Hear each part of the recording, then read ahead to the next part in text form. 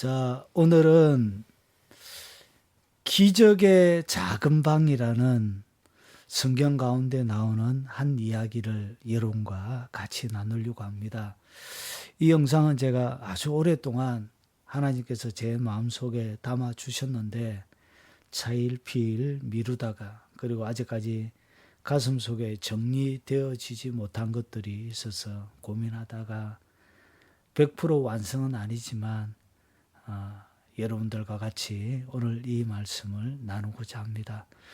오늘 이 이야기가 진행되어지는 시대적인 배경에 대하여 좀 말씀드리고자 합니다. 오늘 한 이야기의 주제가 되는 그 주인공은 여인입니다. 여인인데 여인에 대하여는 뒤에 소개해드리겠습니다. 이 여인이 살고 있는 그 시대를 좀 알 필요가 있습니다. 시대를 잘 알아야 이 여인이 처해져 있는 상황들 속에서 하나님이 어떻게 놀라운 기적들을 만들어 가시는지 좀 더 잘 이해할 수 있기 때문에 그렇습니다. 자, 그러면 오늘 나올 여주인공이 살고 있는 시대적 배경에 대해서 설명을 드리겠습니다.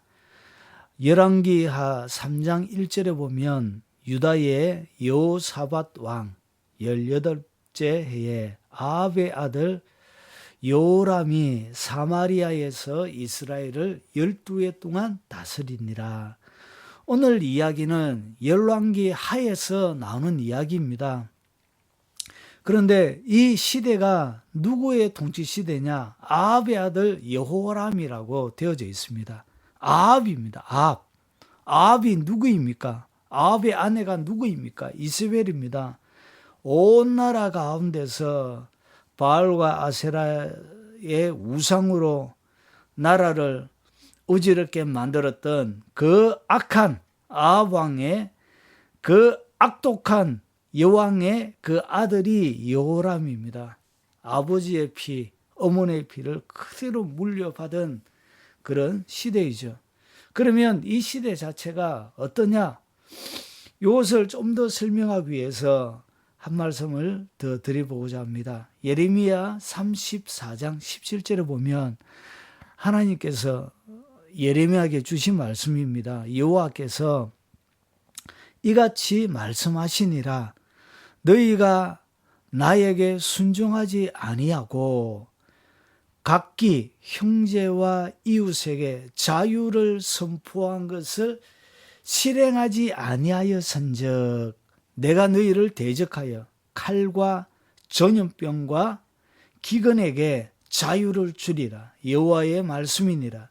내가 너희를 세계 여러 나라 가운데 흩어지게 할 것이며, 하나님은 이스라엘 백성들을 애굽에서 불러내시고 나서 그 다음에 하나님의 율법을 그들에게 주었습니다. 그래서 이 율법대로, 모세를 통하여 주신 이 율법대로 이스라엘 백성들이 순종하고 살아갈 때는 하나님이 그들 가운데서 풍요와 부귀와 적과 꿀이 흐르는 하나님의 풍요로움을 주었습니다.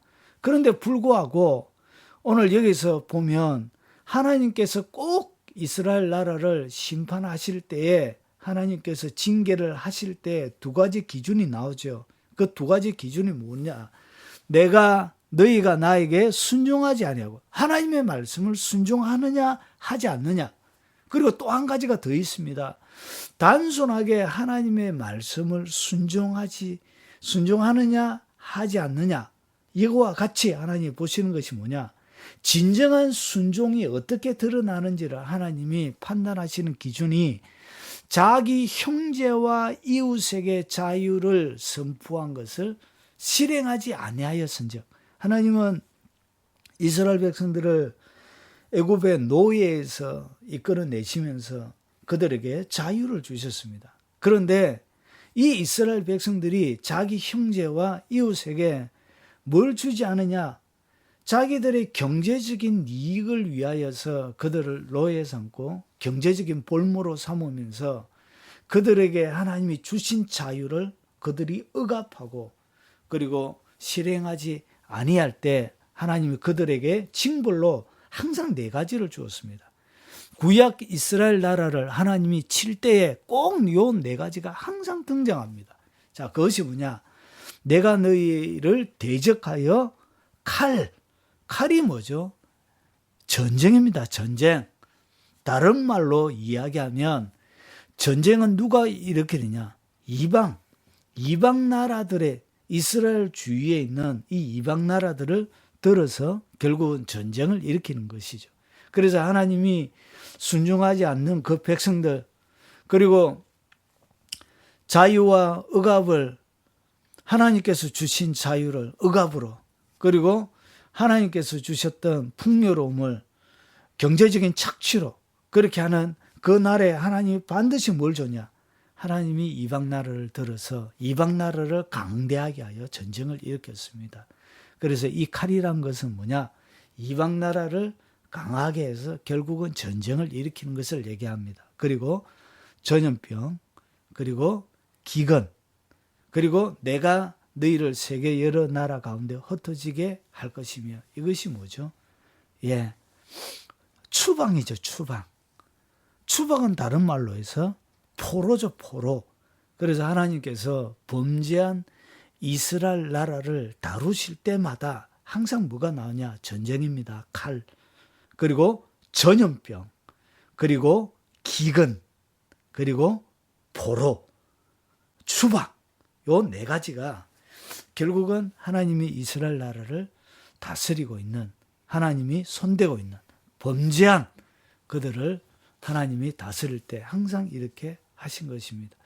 자, 그러면 이 우상 숭배로 북이스라엘을 가득 들어찼게 했던 이 아합의 아들 여호람이 다스리고 있던 시대에도 이렇습니다.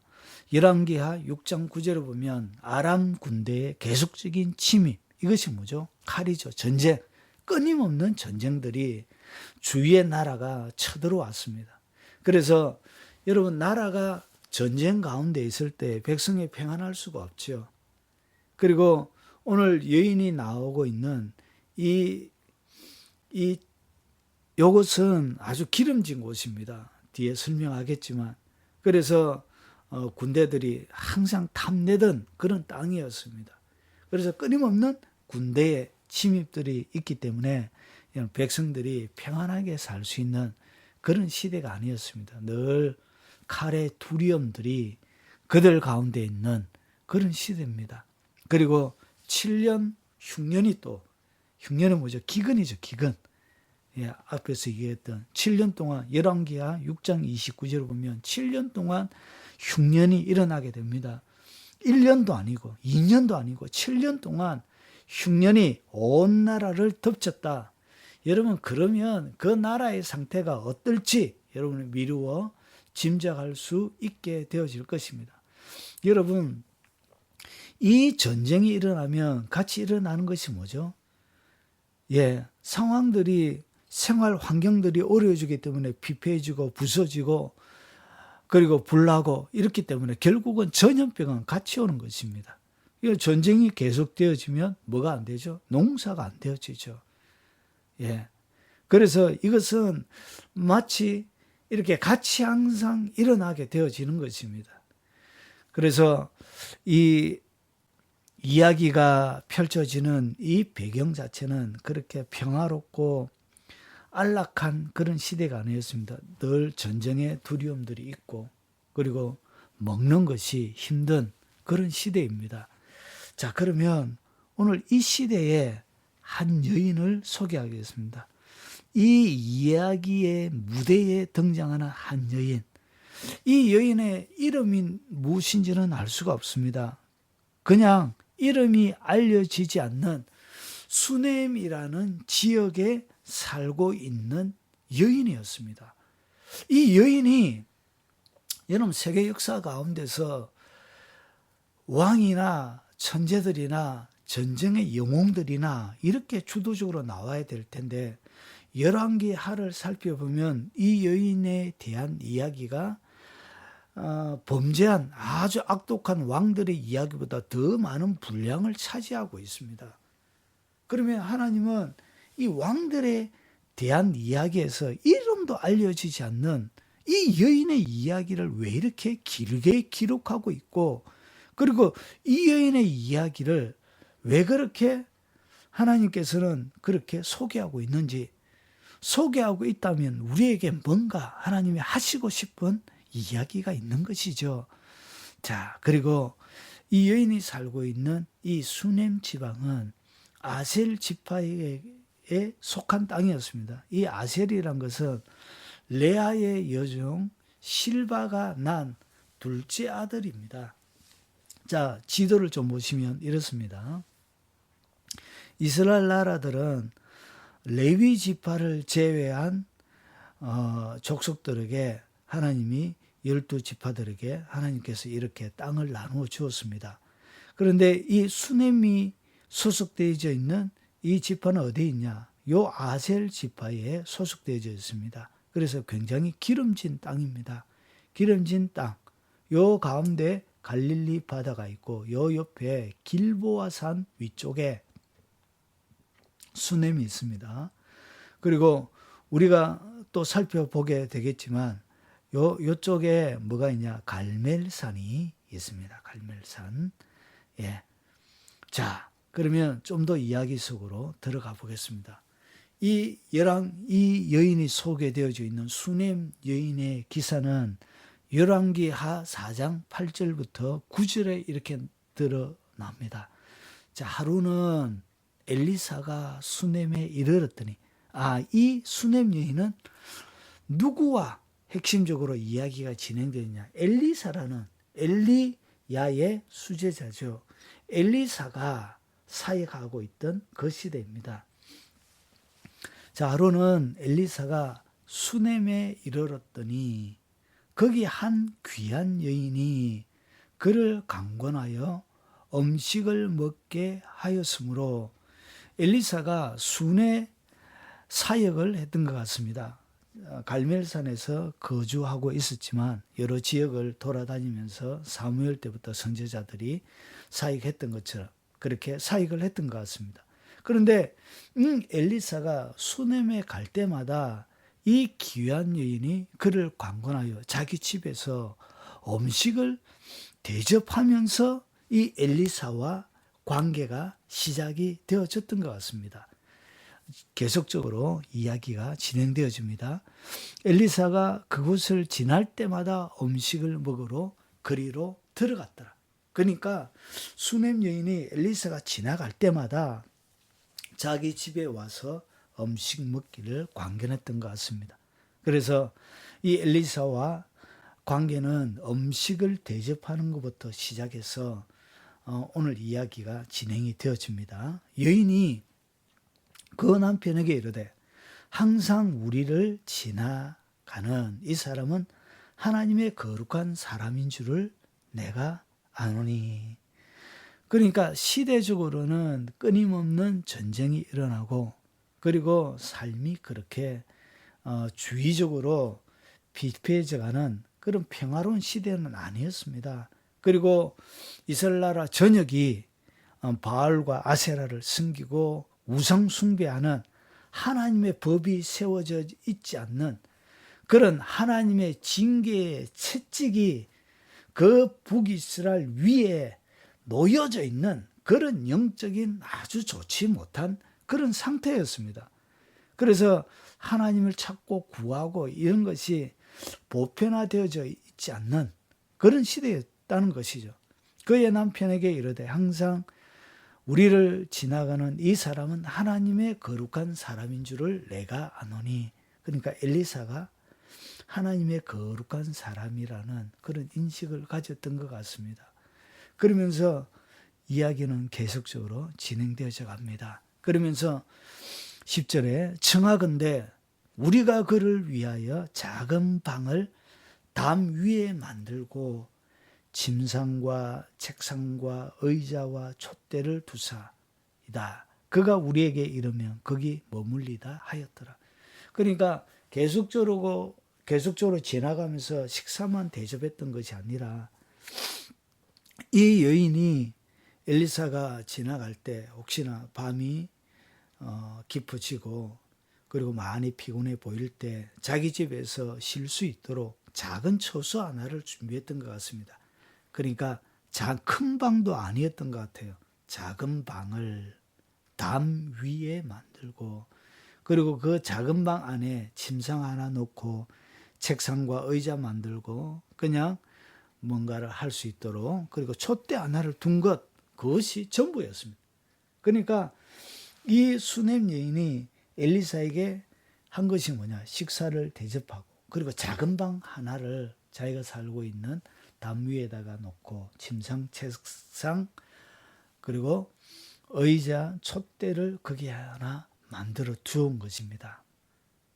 그냥 작은 방 하나를 만들어 주었다는 것이죠. 그런데 오늘 이 여인은 이 폐역한 시대, 우상 숭배를 하면서 끊임없는 전쟁이 일어나고, 그리고 기근이 일어나고, 그런 가운데 이 여인만큼은 말로 다 할 수 없는 놀라운 기적들을 그가 계속적으로 경험합니다. 자, 그러면 이야기가 이렇게 작은 방입니다. 그냥 위에. 여기 실제로 그 시대에 있었던 사람들이 거주했던 그런 작은 방, 침상이 있고, 책상도 그렇게 우리가 지금 있는 이런 책상, 의자 이런 것들이 아니죠. 그냥 조그마한 촛대가 있는 그런 방을 하나 준비한 것입니다. 자, 이것이 전부입니다. 그런데 이 여인에게 이 작은 방에서 놀라운 기적들이 일어나기 시작했습니다. 자, 그러면 그냥 작은 방 하나를 만들었는데 어떤 일이 일어나냐? 여러분, 하루는 그 뒤에 보면 엘리사가 누웠습니다. 그 작은 방에 와서 식사를 하고 피곤해서 자기 수종 제자 게하시와 같이 그 침상에 쉬고 있는데, 가만히 생각하니까 너무 고마운 거죠. 밥값도 안 받고, 그리고 작은 숙소도 만들어지고, 그러니까 뭔가 줄 수 있을 것이 없는가 이렇게 생각했습니다. 그래서 그 여인을 그 작은 방으로 불렀습니다. 그 작은 방에서 뭐 했냐? 작은 방에서 뭐 했냐? 혹시 왕이나 장관들에게 뭐 부탁할 것이 없느냐 물었습니다. 근데 그 여인이 뭔가를 바라고 한 것이 아니기 때문에 없었습니다. 그런데 그 게하시가 뭐라고 그러죠? 이 여인에게 한 가지 없는 것이 있었는데 그것이 뭐였냐? 아들이 없었습니다. 여러분, 이스라엘 나라는 기업을 어떻게 이루냐? 혈족을 통하여, 자기의 자녀들 통하여 이렇게 이어갑니다. 자기의 아들이 있어야 아들이 남편의 기업을 얻어서 그 아들과 함께 먹고 살 것인데, 그런데 이 아들이 기업이 없이, 그 남편이 아들이 없이 죽으면 이 여인은 누구에게 가야 되죠? 가장 가까운 형제에게 가서, 형제의 마누라가 되어져서 그 형제가 자기에게 아들을 낳아주면 그 아들과 함께 또다시 남편의 기업으로 올 수 있지만, 그렇지 않는 이상, 아기를 낳지 못하는 이상 자기 동생의, 그리고 가장 가까운 친족의 아내가 되는 것이죠. 그래서 그의 인생, 남아있는 인생이 그렇게 밝은 미래가 보장되어져 있는 그런 상태가 아니었습니다. 그래서 아들이 없었죠. 그래서 엘리사가 뭐 했냐? 하나님께서 직관적으로 그에게 아들을 주실 것이라고 하나님께서 응답을 주셨는지 안 주셨는지는 알지는 못하지만, 이 엘리사가 하나님께서 허락할 것을 그가 믿고 선포를 한 것이죠. 내년 이맘때에 아들을 얻게 될 것이라고. 여러분, 이 여인은 작은 방 하나를 준비했습니다. 그런데 열왕기 6장 14절에 보면 남편이 늙었대요. 그러니까 남편이 늙었다는 것은 이제 아버지로서의 그 기능이 많이 없다라고, 그런 의미로 서여졌다고 볼 수 있는 것이죠. 기회가 그렇게 많이 없는, 그리고 뭔가를 기대할 만한 것이 없는, 어떻게 보면 미래가 굉장히 불안해 있는 그런 여인이었습니다. 그 여인이었는데, 그런데 이 여인이 작은 방 하나를 만들고 나서 그에게는 상상할 수 없는 시대적인 배경과 도저히 이루어질 수 없는, 아들을 낳을 수 없는 그런 어려운 상황에서 남편이 늙었다는 것은, 여러분 그 시대는 보통 13살에서 보통 여자가 시집을 갑니다. 그러면 남편이 늙었다는 것은 여자도 그렇게 나이가 젊은 상태는 아니란 것을 우리가 미루어 짐작할 수 있는 것이죠. 그래서 이 작은 방 하나를 통하여 뭘 얻게 되지냐? 아들을 얻게 되어지는 것입니다. 여러분, 이것으로 끝나는 것이 아닙니다. 이 작은 방에서 또 어떤 일이 벌어지냐? 아들이 자라나다가 추수하고 있는 아버지에게 갔는데 머리가 아팠던 것 같아요. 그래서 머리가 내 머리야 내 머리야 하는데 급히 아들을 어머니에게 보내는데 어머니 다리를 베고 있다가 아들이 죽게 되어집니다. 그러면 아들이 죽으면 이제 뭐가 되어지죠? 거의 끝이 나는 것이라고 생각할 수 있는 것이죠. 그런데 오늘 이 여인이 어떻게 하냐? 남편에게 엘리사에게 갈 수 있는 이 종과 노새를 구하고 얘기하고 나서 급히 선지자에게 갑니다. 무슨 날이 있는 것도 아니고 아들이 죽었다는 것을 얘기하지도 않고, 그러니까 아들이 죽었으면 남편에게 이야기를 해야 되죠. 그런데 이 여인의 마음속에는 이 아들의 죽음을 인정할 수 없는, 그리고 뭔가 이 엘리사가 뭔가를 해줄 것이라는 일말의 기대가 있었던 것 같습니다. 그래서 그 남편에게 아들의 죽음을 알리지 않고 엘리사에게 갑니다. 그 엘리사에게 가니까 엘리사가 저 멀리서 그 여인이 오는 것을 발견하고 나서 게하시를 보냅니다.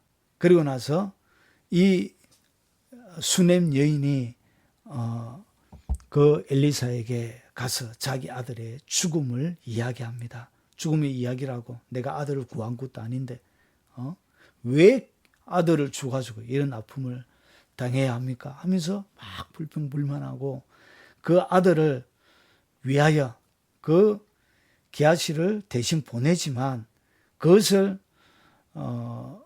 이 수넴 여인이 만족하지 못하고 엘리사를 결국은 자기 집에 데려가서 결국은 그 엘리사가 머무는 작은 방 안에 누워져 있는 그 아들에게 엘리사를 안내합니다. 그리고 나서 엘리사가 죽은 아들을 살려서 어머니에게 다시 주게 되어지는 것이죠. 그리고 나서 또 어떤 일이 벌어지냐? 7년 흉년이 일어날 것을 엘리사가 이 수넴 여인에게 알려줍니다. 흉년을 피해라. 그러고 나서 이 여인이 어디로 가냐? 블레셋 지역으로 가서 7년 동안 흉년을 피해서 잘 거주할 수 있게 그런 일들이 일어나게 되어집니다. 그러고 나서 7년 이후에 흉년이 끝나고 나서 그리고 나서 다시금 고향으로 돌아옵니다.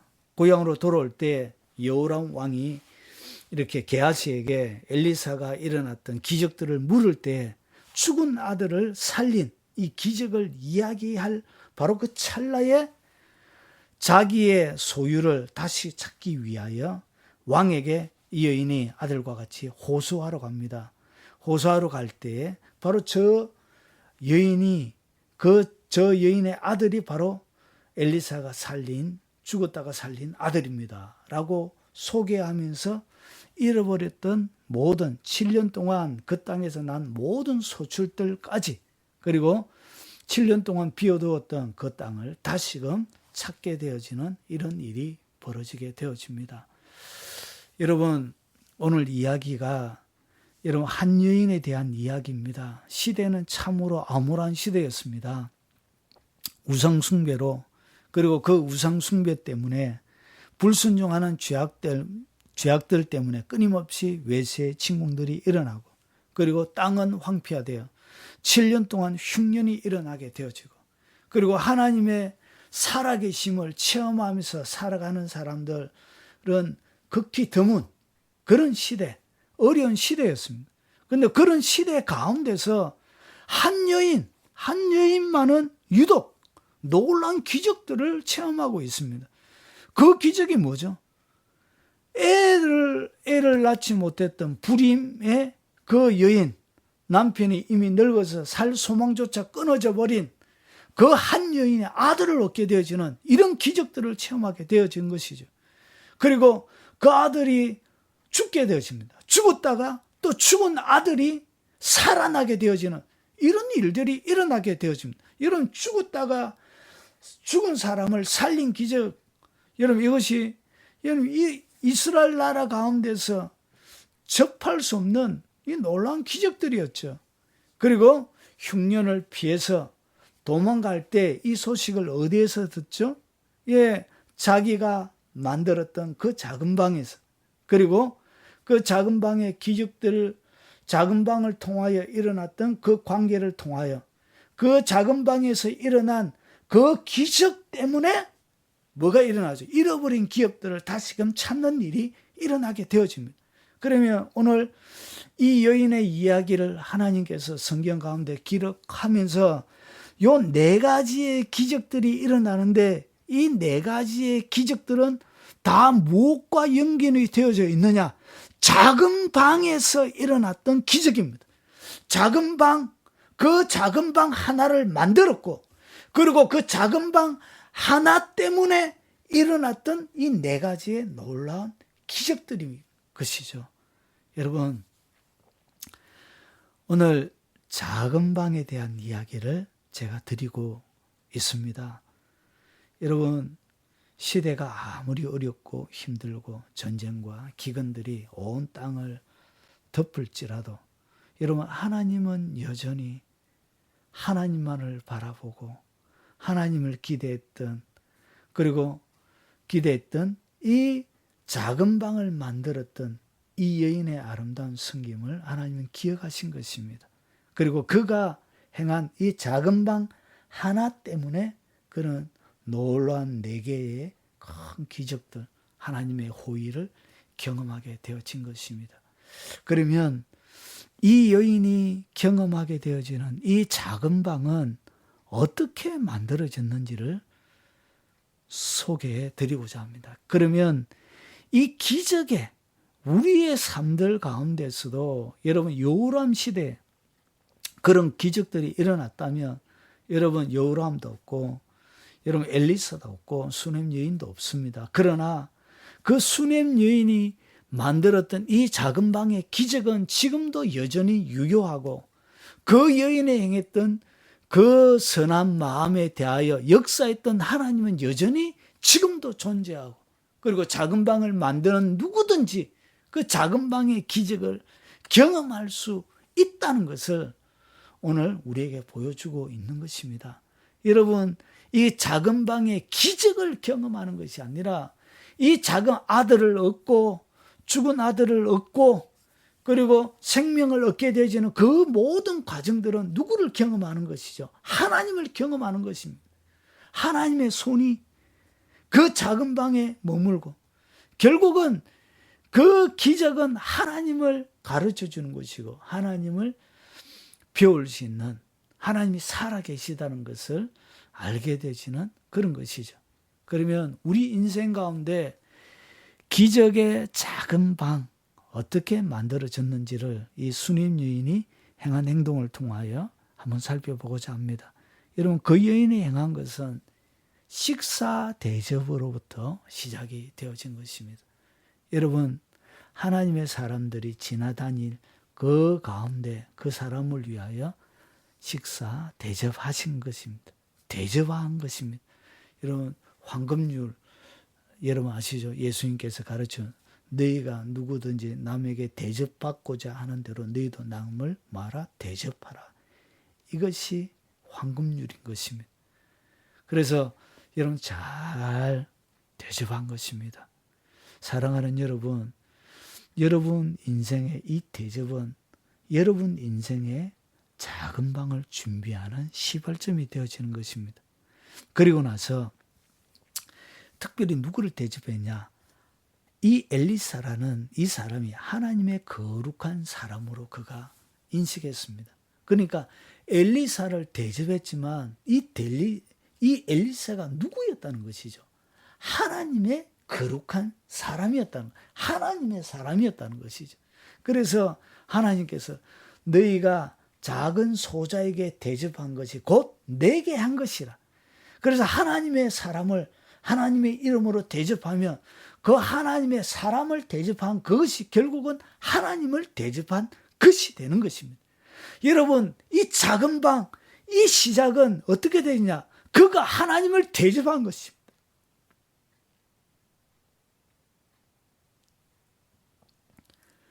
그가 하나님을